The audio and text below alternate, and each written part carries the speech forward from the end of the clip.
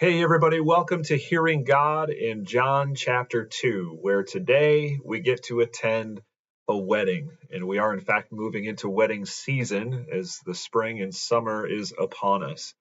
And here in John chapter 2, where I'll be doing my Hear Journal, highlight, explain, apply, and respond. My highlight was in the context of the account of Jesus at the wedding of Cana in Galilee, where, as you know, he turned water into wine. And in verses 3, 4, and 5, it says, When the wine ran out, the mother of Jesus said to him, They have no wine. And Jesus said to her, Woman, what does this have to do with me? My hour has not yet come.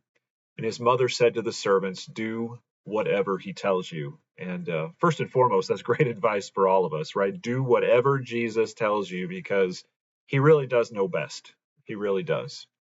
And in my explanation, I said, Mary, Jesus, and his first disciples are guests at a wedding. And I read something interesting. It was, again, these are the first of Jesus's disciples. This is a relatively new endeavor of calling them together. And here they are going to this wedding. Perhaps it was this addition of guests to the wedding that put stress on the provisions at the wedding and made them run out. So I don't know if there's any truth to that, but I thought it was an interesting prospect anyway.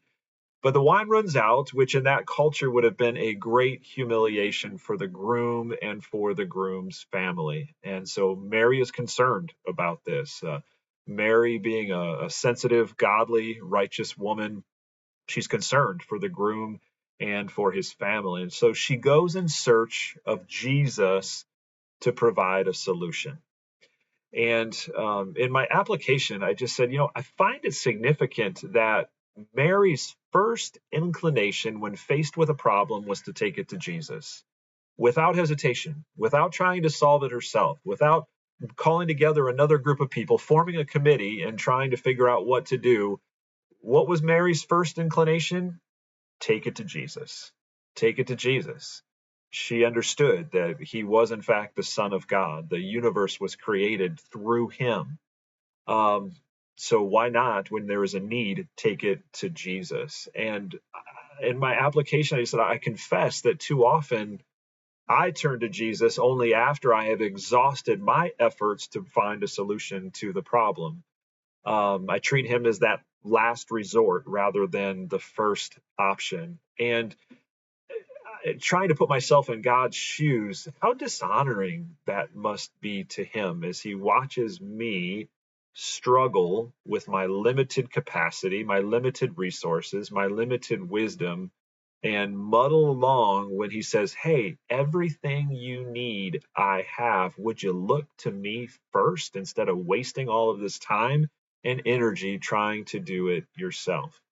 And it raised the question, why do I struggle so much with that? Why am I so slow to take it to Jesus instead of being like Mary, who was just like, hey, problem? Jesus. Look to Jesus. And yeah, I'm not entirely sure why I struggle with that so much. I think it really goes back to pride, I think, and self-reliance, which self-reliance itself is evidence of pride, of, I got it. I'll handle it. And I know better. I know better than that. And up here, but here, there's still some idolatry of self, which is reliant upon self, rather than reliant upon Jesus. And that it just, again, it leads to exhaustion and to struggle. And so in my response, I said, Father, help me to be like Mary, turning to you instantly when I am faced with a need. You are the provider. You are the source of all things. I need look nowhere else. And so I hope that that is something that's helpful to you today. I don't know what problem you're facing. I don't know what challenges are in front of you. But would you be like Mary and instantly take it to Jesus? Don't wait. Don't try to solve it yourself. Don't form a committee. Take it to Jesus first. And so, again, hopefully that's a challenge and an encouragement to you today. I look forward to joining you again soon for John chapter 3.